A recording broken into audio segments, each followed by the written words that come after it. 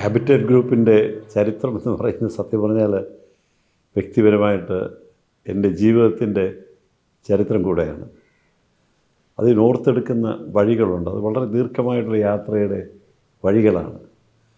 ഞാൻ school വിദ്യാർത്ഥിയായിരുന്നപ്പോൾ, middle school വിദ്യാർത്ഥിയായിരുന്നപ്പോൾ തന്നെ ചില സാമൂഹ്യ പ്രസ്ഥാനങ്ങളുമായിട്ട്, സാംസ്കാരിക പ്രസ്ഥാനങ്ങളുമായിട്ടൊക്കെ ചില ഹൃദയബന്ധങ്ങളുണ്ടായിരുന്നു.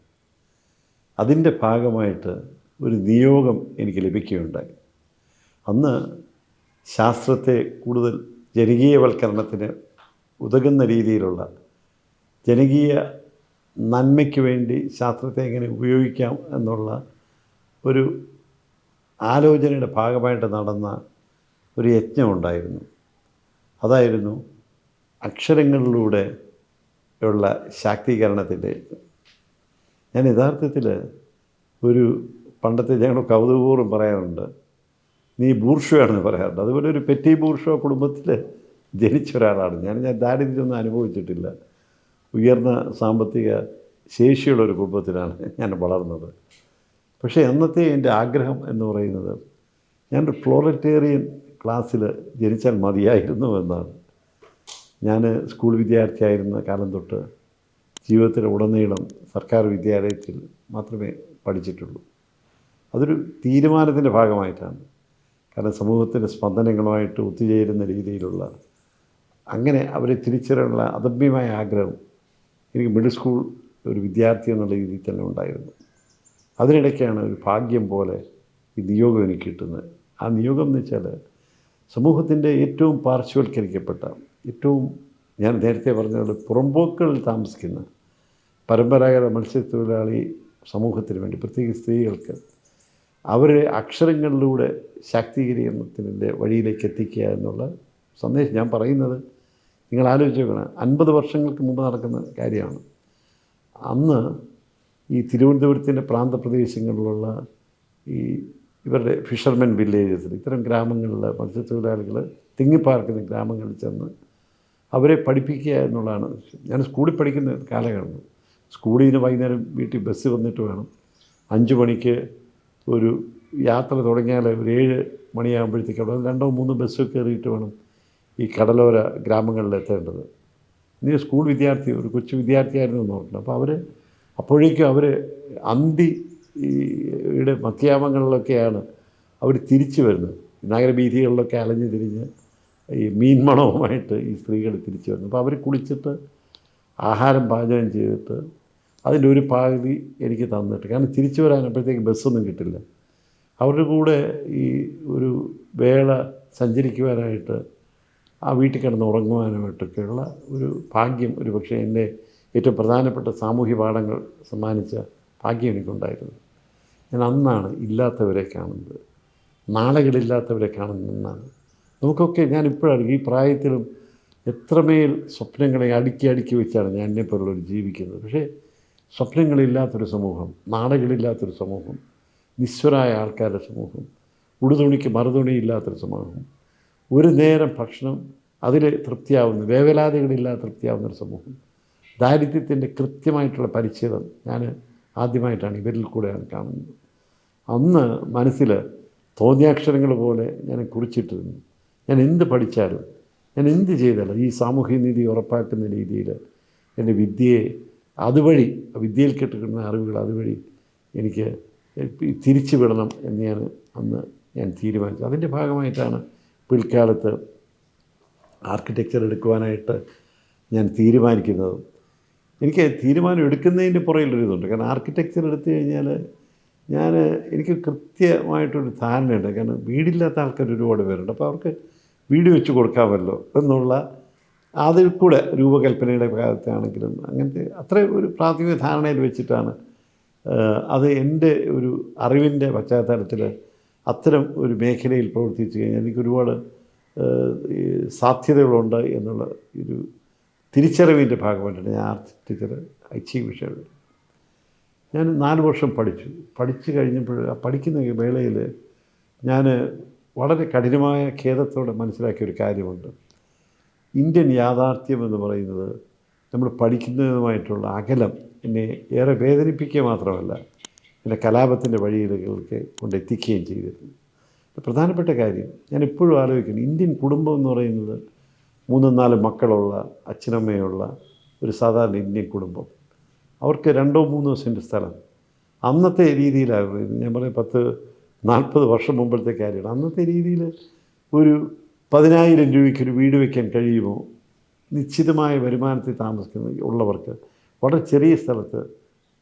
I thought that was Indian reality. Indian യാഥാർത്ഥ്യം അതാണെന്നുള്ള ഒരു ഇതിനകത്ത് അത്തരം കാര്യങ്ങളൊന്നും ഞങ്ങൾ പഠിപ്പിച്ചിരുന്നില്ല. അതിന് പകരം an excess of reformist renaissance architecture, നവോത്ഥാനത്തിൻ്റെ കാലഘട്ടത്തിലുള്ള ബ്രിട്ടീഷ് സാമ്രാജ്യം പടുത്തുയർത്തിയ കൊളോണിയൽ ആർക്കിടെക്ചറിൻ്റെ വികൃതമായിട്ട് രൂപങ്ങൾ, അതിലാണ് നമ്മൾ ശ്രദ്ധ കേന്ദ്രീകരിച്ച് പഠിക്കുക. അപ്പം ഞാൻ പറഞ്ഞു അതല്ല എനിക്ക് ആവശ്യം.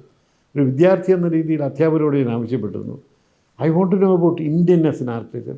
ഭാരതീയത, ഈ നമ്മുടെ വാസ്തുശില്പത്തിൽ ഭാരതീയത, ഭാരതത്തിലെ സാമൂഹ്യ അവസ്ഥയുമായിട്ട് എങ്ങനെയാണ് സമരസപ്പെട്ടു പോകുന്ന ഒരു ശൈലി എന്നെ പഠിപ്പിക്കാമോ എന്നായിരുന്നു എൻ്റെ ചോദ്യം. പക്ഷേ അതിനൊരിക്കലും ഉത്തരം തന്നിരുന്നില്ല. പക്ഷേ അപ്പോൾ ഉത്തരം തേടിയുള്ള യാത്ര എന്നെക്കൊണ്ട് നിർത്തിച്ചത് ഈ ഇത്തരം ഒരു മേഖലയിൽ.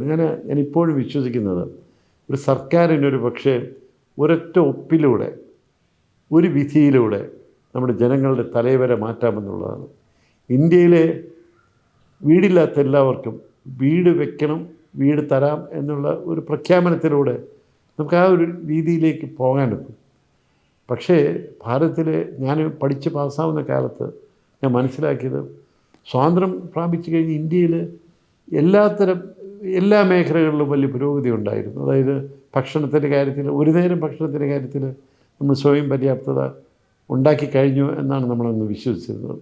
വസ്ത്രത്തിൻ്റെ കാര്യത്തിൽ സ്വയം പര്യാപ്തത കിട്ടിക്കഴിഞ്ഞു. പക്ഷേ ഭവന നിർമ്മാണത്തിൻ്റെ കാര്യത്തിൽ, വീടില്ലാത്ത കാര്യത്തിൽ ഒരിക്കലും ഇന്ത്യൻ ഭരണകർത്താക്കൾ അക്ഷന്തവ്യമായിട്ടുള്ള ക്രൂരതയാണ് കാണിച്ചത്. ഒരിക്കലും നമ്മുടെ ഈ സ്വപ്നങ്ങളുടെ പ്രതിഫലനമായിട്ടുള്ള പഞ്ചവത്സര പദ്ധതികളിലൊന്നും തന്നെ ഇതിനെക്കുറിച്ചുള്ള ഒരു പദ്ധതിയും ഉണ്ടായിരുന്നില്ല. ആ ഒരു കാലഘട്ടത്തിലാണ് ഞാൻ ഈ തിരുവനന്തപുരം എഞ്ചിനീയറിംഗ് കോളേജിൽ നിന്ന് പഠിച്ച് പാസ്സായിട്ട് ബർമിംഗ്ഹാം സ്കൂൾ ഓഫ് ആർക്കിടെക്ചർ ചെന്ന് എൻ്റെ മാസ്റ്റേഴ്സ് കഴിഞ്ഞിട്ട് ഞാൻ തിരിച്ചു വരുന്നത്. അന്ന് നടന്നൊരു സംഭവം ഞാൻ ഓർത്തെടുക്കുന്നുണ്ട്. ഞാൻ പഠിച്ചത് ബർമിംഗ്ഹാം യൂണിവേഴ്സിറ്റിയുടെ തൊട്ടടുത്തുള്ള മറ്റൊരു സർവകലാശാലയിലെ അധ്യാപകൻ. അദ്ദേഹം 100 കണക്കിന് മൈലുകൾ താണ്ടി കാർ ഓടിച്ച് എന്നെ വന്ന് കണ്ടിരുന്നു. അയാൾക്കൊറ്റ ആവശ്യമാണ്, അയാളുടെ യൂണിവേഴ്സിറ്റി ന്യൂ കാസിൽ ഉണ്ടായിരുന്ന യൂണിവേഴ്സിറ്റിയിൽ ഹൗസിങ്ങിൻ്റെ ഒരു വിഭാഗം തുടങ്ങണം, ഒരു ഡിപ്പാർട്ട്മെൻറ്റ് തുടങ്ങണം. ആ ഹൗസിങ്ങിൻ്റെ ഡിപ്പാർട്ട്മെൻറ്റ് തുടങ്ങിക്കഴിഞ്ഞിട്ട് അത് ഞാൻ രൂപീകരിക്കണം, ആ ഡിപ്പാർട്ട്മെൻറ്റ് ഞാൻ ഉണ്ടാക്കണം അതിൻ്റെ ഇതിനായി. അപ്പം സത്യം പറഞ്ഞാൽ ഞാൻ ജീവിതത്തിൽ ഒരു വേള ഞാൻ പകച്ചുപോയി എന്ന് വെച്ചാൽ, എൻ്റെ ജീവിതത്തിൽ ആദ്യമായിട്ട് വെള്ളമൊഴിക്കാത്ത പാല് കുടിക്കുന്നത് ഞാൻ ഇംഗ്ലണ്ടിൽ വെച്ചാണ്. കറുമുറ തിന്നുന്ന പച്ച ആപ്പിളുകൾ ജീവിതത്തിൽ ആദ്യമായിട്ട് കാണുകയും കഴിക്കുകയും ചെയ്യുന്ന ഇതാണ്. ജീവിതത്തിൽ ഒരിക്കലും എൻ്റെ ലൈറ്റുകൾ അണഞ്ഞിരുന്നില്ല. 6:43 എൻ്റെ പോസ്റ്റ് വാൻ വരുന്ന സമയമുണ്ടെങ്കിൽ 6:43 ഇത്രയും കൃത്യനിഷ്ഠയുള്ള ഒരു സമൂഹത്തിൽ ആണ് ഞാൻ. അതിൻ്റെ ഒരു പരിച്ഛേദമാണ് ഞാൻ ഇംഗ്ലണ്ടിൽ കൂടെ കണ്ടുകൊണ്ടിരുന്നത്. അപ്പോൾ എനിക്ക് തന്നെയോട് തീരുമാനമെടുക്കാൻ കഴിഞ്ഞിരുന്നില്ല. എൻ്റെ അമ്മയോട് ഞാൻ ചോദിച്ചു, തിരുവനന്തപുരത്തുള്ള അമ്മയെ ഞാൻ, അന്ന് ഇന്നത്തെ മൊബൈൽ ഫോണൊന്നും ഇല്ലല്ലോ, ഞാൻ ഒരു കത്തെഴുതി ചോദിച്ചു, അമ്മ ഇങ്ങനൊരു അവസരം കിട്ടിയിട്ടുണ്ട്, അപ്പോൾ എന്നോട് കണ്ണും അടച്ച് അതെടുക്കുക. കാരണം ഇതൊരു ജീവിതത്തിലൊരു മാന്ത്രിക നിമിഷമാവും. നീ ചെറുപ്പക്കാരൻ ഒരാൾ ഇത്രയും വലിയ ഒരു സാമ്പത്തിക പരിരക്ഷയുള്ള ഒരു ഉദ്യോഗം, ലോകത്തിൽ മുഴുവൻ എനിക്ക് സഞ്ചരിക്കുവാനുള്ള സ്വാതന്ത്ര്യം, വർക്കിനുള്ള സ്വാതന്ത്ര്യം ഒക്കെ കിട്ടുന്നൊരു രാജ്യം, അതല്ലേ വലുതെന്ന് പറഞ്ഞു. അപ്പോൾ ഞാൻ അമ്മയെ മറന്നേക്കൂ, ഞാനിവിടെ കഴിഞ്ഞോളാം, നീ നന്നാവുകയാണ് എനിക്ക് ഏറ്റവും വലിയ കാര്യം എന്ന് പറഞ്ഞു. പക്ഷേ ഞാനത് കേട്ടില്ല എന്നുള്ളതാണ്. ഞാൻ ഒരാഴ്ച അതിനെപ്പറ്റി ആലോചിച്ചു.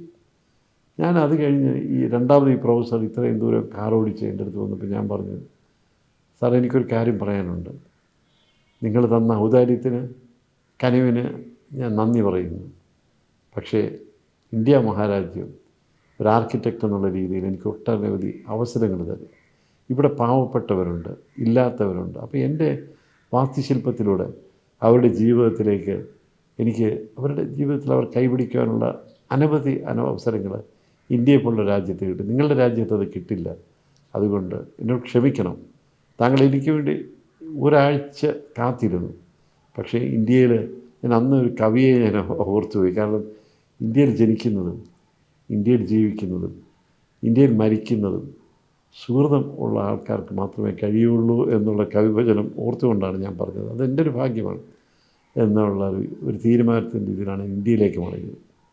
ഇന്ത്യയിലേക്ക് മടങ്ങിയിട്ട് ഞാൻ വെറുതെ ഇരുന്നില്ല. കാരണം എനിക്ക് ജോലി ചെയ്യേണ്ട ഒരു അവസ്ഥയുണ്ടായിരുന്നു. അപ്പോൾ ഞാൻ സർക്കാർ ജോലിയിലേക്ക്, ഒരു താൽക്കാലിക സർക്കാർ ജോലിയിലേക്ക് ഞാൻ കടന്നുപോയി. അപ്പം അവിടെ ചെന്നിട്ട് സർക്കാർ ജോലിയിൽ ചെന്ന് വെറും മാസങ്ങൾ കൊണ്ട് ഞാൻ തിരിച്ചറിഞ്ഞു എനിക്കൊന്നും ജോലി ചെയ്യേണ്ട കാര്യമില്ല. ഞാൻ വെറുതെ ഇരുന്ന് ശമ്പളം വാങ്ങിക്കുക, അസിസ്റ്റൻറ്റ് എഞ്ചിനീയറുടെ ശമ്പളം എനിക്ക് കിട്ടുമായിരുന്നു, ശമ്പളം വാങ്ങിക്കുക. പക്ഷേ എനിക്ക് ഒന്നും കോൺട്രിബ്യൂട്ട് ചെയ്യാനില്ല. അപ്പോൾ ഞാൻ എന്ത് ചെയ്യുന്നറിയാം, ഹൗസിംഗ് ബോർഡിലിരുന്നിട്ട്, കേരള സ്റ്റേറ്റ് ഹൗസിംഗ് ബോർഡിലെ താൽക്കാലിക ജീവനക്കാർ ഹൗസിംഗ് ബോർഡ് എങ്ങനെ പുനർക്രമീകരിക്കണം, അങ്ങനെ പുനർക്രമീകരിച്ച് കഴിഞ്ഞാൽ കേരളത്തിലെ ഹൗസിംഗ് രംഗത്തെ എന്തൊക്കെ പരിഷ്കാരങ്ങൾ കൊണ്ടുവരണം, എങ്ങനെയാണ് ഇടപെടേണ്ടത് എന്നുള്ളതിനെക്കുറിച്ചൊരു നമ്മുടെ ഈ സ്ട്രക്ചറൽ ചേഞ്ചസ് ഉൾപ്പെടെ, അത് ഓഫീസിൽ ആരൊക്കെ വേണം, എല്ലാ വിഭാഗങ്ങളും നോക്കിയിട്ട് ഒരു പഠന റിപ്പോർട്ട് ചെയ്ത് തയ്യാറാക്കി കൊടുത്തത്. സ്വാഭാവികമായിട്ടും പോകേണ്ട സ്ഥലത്ത് ചവറ്റുകുട്ടയിൽ തന്നെ പോയി എന്നുള്ളതാണ് ഞാൻ തിരിച്ചറിയുന്നത്. അപ്പോഴത്തേക്ക് ഞാൻ തീരുമാനിച്ചിരുന്നു, ഇല്ല, ഞാൻ വെയിലത്ത് കിടക്കാൻ ഞാൻ തീരുമാനിച്ചെന്നാണ്. അന്ന് ഞാൻ ഇന്നും വിശ്വസിക്കുന്നു, അതിന് ഞാൻ വിട്ടുമാറിയിട്ടില്ല. ഇന്ത്യയിലെ പ്രശ്നങ്ങൾക്ക് സമൂലമായിട്ട് മാറ്റം വരുത്തണമെങ്കിൽ അണ്ണാർക്കണ്ണനും തന്നാലായതുപോലെ സന്നദ്ധ സേവകർക്ക് മാത്രമേ കഴിയുള്ളൂ എന്ന് ഞാൻ വിശ്വസിച്ചത്. അതിപ്പോൾ അടിവരയിട്ട് കൂടുതൽ വ്യക്തമായിട്ടുണ്ട്. കാരണം ഭരണകൂട കർത്തവ്യങ്ങളിൽ നിന്ന് തന്നെ ഈ നമ്മുടെ ഭരണം മാറുന്ന, ആഗോളീകരണത്തിൻ്റെ പശ്ചാത്തലത്തിൽ ഭരണം മാറുന്ന ഒരു കാലയളവിൽ ഞാനിപ്പോഴും വിശ്വസിക്കുന്നു വോളണ്ടറി ആക്ഷൻ ഇത് ഉള്ളി ആൻസർ. അങ്ങനെയാണ് ഞാൻ ഹാബിറ്റാറ്റ് ടെക്നോളജി ഗ്രൂപ്പ് എന്ന് പറഞ്ഞ ഒരു സന്നദ്ധ സംഘടനയ്ക്ക് ഞാൻ രൂപം കൊടുക്കുന്നത്.